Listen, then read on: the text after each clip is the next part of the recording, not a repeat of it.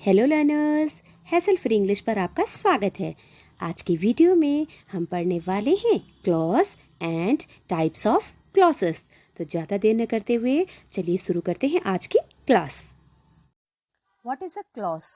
A clause is a group of words that contains a subject and a verb and forms a sentence or part of a sentence. तो clause क्या होता है?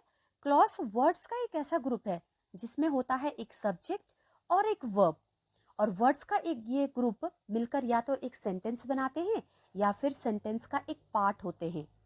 अब clause के बारे में एक इम्पॉर्टेंट पॉइंट आपने ध्यान में रखनी है, वो ये है कि A sentence can have one or more clauses.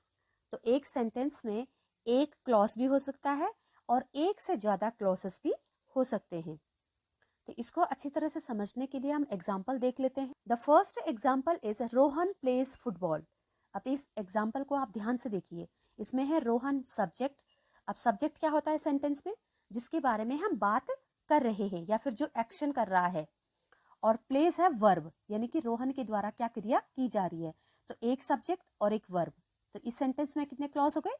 एक क्लॉज। ये अपने आप में एक क्लॉज है। Rohan plays football is a single clause. Next example, Priya goes to school every day. Priya है सब्जेक्ट एंड गोज क्या है? वर्ब। तो ध्यान रहे, एक सब्जेक्ट है एक वर्ब है, तो कितने क्लॉज हो गए? एक क्लॉज। ये सेंटेंस ही क्लॉज है अपने आप में।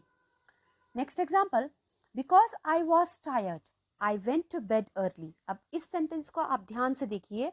ये दो कलर्स में लिखा हुआ है, आप देख रहे होंगे ब्लैक एंड ब्लू। तो फर्स्ट पार्ट में है एक क्लॉज एंड सेकेंड पार्ट में है दूसरा क्लॉज। तो देखिए क्यों?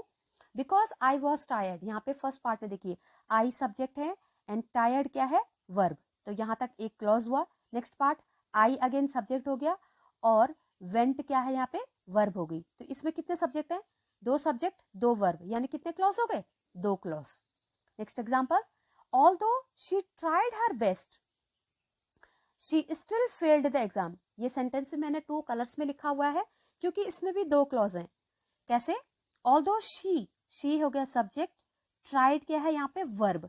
although she tried her best एक क्लॉज। नेक्स्ट क्लॉज कौन सा है? she still failed the exam। she है सब्जेक्ट और failed क्या है? Again verb. तो ये है नेक्स्ट दूसरा क्लॉज इसमें। तो इस सेंटेंस में कितने क्लॉज हैं? दो क्लॉज। तो लर्नर्स, क्लॉज को फाइंड आउट करने का सबसे बढ़िया तरीका है कि एक सेंटेंस में कितने क्लॉज हैं। आपने ये देखना है कि उस सेंटेंस में कितने सब्जेक्ट हैं एंड कितने वर्ब हैं। इसके आधार पर आप जो है क्लॉसेस को निकाल सकते हैं। जितने वहाँ पे सब्जेक्ट जितने वर्ब उतने ही उस सेंटेंस में क्लॉसेस होंगे। तो चलिए अब पढ़ते हैं types of clauses. There are two types of clauses, independent clause और डिपेंडेंट क्लॉज। तो अब आगे जो है इनको हम डेफिनेशन और एग्जाम्पल के माध्यम से समझ लेते हैं। पहला है इंडिपेंडेंट क्लॉज। तो आगे कुछ समझने से पहले आपको पढ़ते ही समझ में आ रहा होगा इंडिपेंडेंट का अर्थ क्या है? स्वतंत्र, यानी जो अपने आप में स्वतंत्र रहता है। एक ऐसा क्लॉज जिसको किसी दूसरे पर निर्भर होने की आवश्यकता नहीं है। The independent clause is also called principal clause.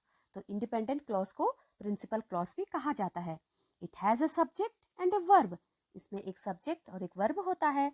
It can stand alone and makes sense. तो ये अपने आप में स्वतंत्र रहता है और जब आप इस क्लॉज को पढ़ते हैं तो आपको पूरी बात समझ में आ जाती है। It can also be used as a sentence. तो इंडिपेंडेंट क्लॉज को हम एक सेंटेंस की तरह भी इस्तेमाल कर सकते हैं। एग्जाम्पल देखेंगे और अच्छे से इसको समझ लेंगे। तो पहला एग्जाम्पल है, he is an excellent dancer. तो ही है सब्जेक्ट, इज यहाँ पर है वर्ब और he is an excellent dancer, यानी कि वह एक एक्सेलेंट क्या है? डांसर है। पूरी बात आपको समझ में आ रही होगी इस क्लॉज को पढ़कर। साथ ही इसको किसी और पर निर्भर रहने की भी आवश्यकता नहीं है, तो इसीलिए एक इंडिपेंडेंट क्लॉज है। Next, I love to read stories. I subject, verb is love और मुझे स्टोरीज पढ़ना पसंद है। जैसे ही आप क्लॉज को पढ़ रहे हैं पूरी बात आपकी समझ में आ रही है, इसीलिए क्या है? इंडिपेंडेंट क्लॉज है। The weather is hot today. The weather हो गया सब्जेक्ट, इज है वर्ब और पढ़ रहे हैं तो सब कुछ पता चल रहा है, इसीलिए independent clause. They ran fast, वे बहुत तेज दौड़े। They is subject, ran is verb, तो इंडिपेंडेंट क्लॉज है। तो आई होप आपको समझ में आ गया होगा इंडिपेंडेंट क्लॉज किसे कहते हैं। The next is dependent clause. तो लर्नर्स, आपको पढ़ते ही समझ में आ रहा होगा डिपेंडेंट का अर्थ क्या होता है, किसी और पर निर्भर होना, अर्थात सेंटेंस का वह भाग जो किसी दूसरे पार्ट पर निर्भर करता है अपना अर्थ पूरा करने के लिए। तो dependent clause is also known as a subordinate clause.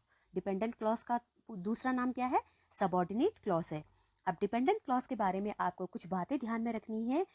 उनमें से पहला है it has a subject and a verb. तो इंडिपेंडेंट क्लॉज की ही भांति डिपेंडेंट क्लॉज में भी आपको मिलेगा एक सब्जेक्ट और एक वर्ब। द नेक्स्ट इज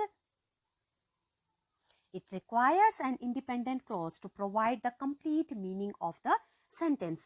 तो जिस भी सेंटेंस में आपको एक डिपेंडेंट क्लॉज देखने को मिलेगा उसमें आपको एक इंडिपेंडेंट क्लॉज भी मिलेगा, तभी आप जो है सेंटेंस का पूरा अर्थ ठीक से समझ पाएंगे।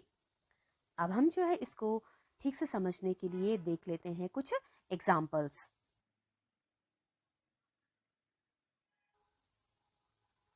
तो लर्नर, सारे एग्जाम्पल्स में जो है जो भी ब्लू कलर में लिखा हुआ पार्ट है वो है आपका डिपेंडेंट क्लॉज, यानी कि सेंटेंस का ये भाग जो ब्लू में लिखा हुआ है उसको अपना अर्थ पूरा करने के लिए जरूरत पड़ती है एक इंडिपेंडेंट क्लॉज की। अदरवाइज जब आप ये जो ब्लू में लिखा हुआ पार्ट है केवल उसको पढ़ेंगे तो सेंटेंस को आप पूरा नहीं समझ पाएंगे, इससे आपको आधी अधूरी बात पता चलेगी। तो पहला सेंटेंस हम देख लेते हैं, I will go to the party, यानी मैं पार्टी में जाऊंगा। तो ये अपने आप में पूरा लग रहा होगा। आप जब आप सामने वाले से कहेंगे कि मैं पार्टी में जाऊंगा तो सामने वाला समझ जाएगा। If I finish my work, तो सेंटेंस का इस पार्ट को देखिए, if I finish my work, कुछ आपको पता चल रहा है? नहीं पता चल रहा है, आधी अधूरी बात आपको पता चल रही है कि अगर मैं अपना काम पूरा करूंगा तो होगा क्या, कुछ पता नहीं चल रहा है। तो I will go to the party if I finish my work, मैं पार्टी में जाऊंगा अगर मैं अपना काम पूरा कर लूंगा। तो if I finish my work आपका डिपेंडेंट क्लॉज है, क्योंकि इसको अपना अर्थ पूरा करने के लिए आवश्यकता है किसकी, एक इंडिपेंडेंट क्लॉज की।